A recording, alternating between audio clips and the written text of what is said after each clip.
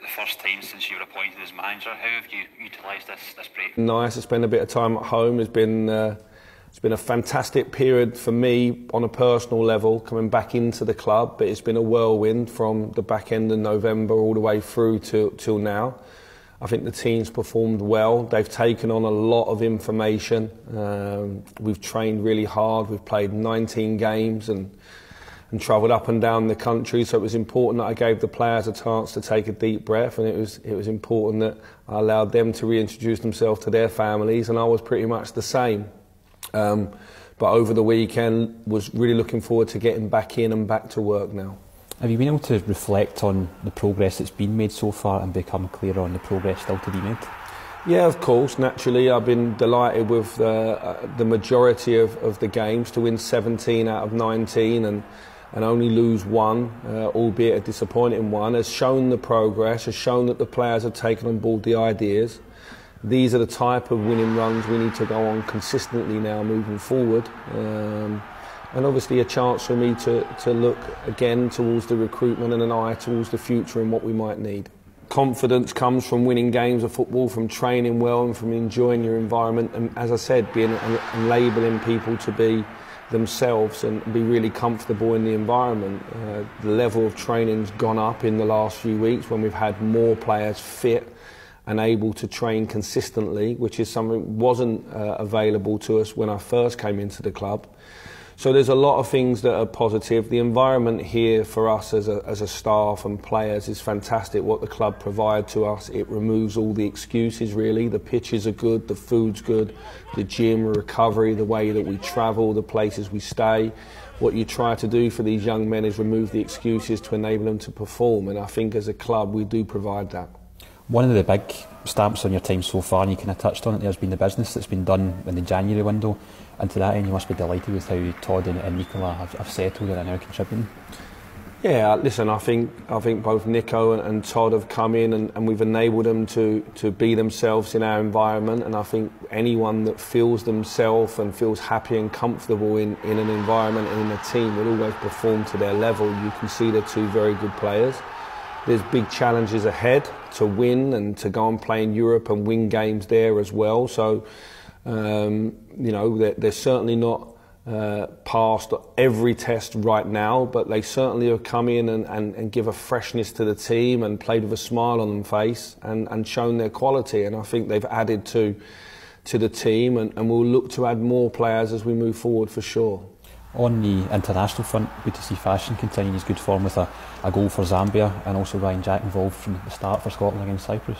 Yeah, so Fashion, it was a very good goal actually, and his nation had 2 wins. Obviously Ryan Jack played very well in a good win for Scotland. They've obviously got a game to come as well against Spain.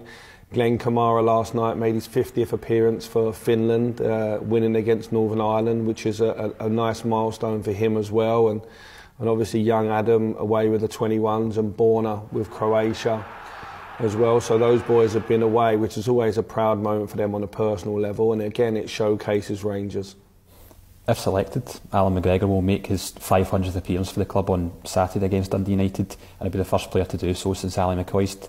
Just give us your experience of Alan, of him, since you've been at the club. Well, Alan rejoined the club, and I joined the club for the first time in the summer of 2018, and I'd not worked with him before, but quickly I saw how fantastic he is day in, day out in terms of his work ethic and his training and his rituals. He's a man that sticks to his rituals and works away, and if we're a minute late to the stadium he gets annoyed because he's really thorough in his preparation, his recovery and his training, and that's enabled him to have a wonderful career.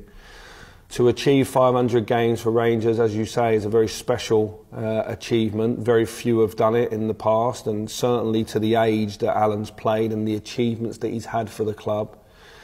In the time I've worked with him here, is probably the best part of 200, nearly 250 games. He's been absolutely outstanding, and some of the saves that he's made, there's too many to mention, but every season he's earned us points, he's won us games, he's got us through to next round in cup competitions. When you look at him day in, day out, there's no secrets. It's hard work, preparation, dedication to your craft, and always intrigued and open-eyed in terms of learning and wanting to get better. This is a a man in his 40s that trains every day like he's a teenager, and he's watching and he's learning all the time. He's very self-reflective, very self-critical, if you like. He's willing to take feedback on.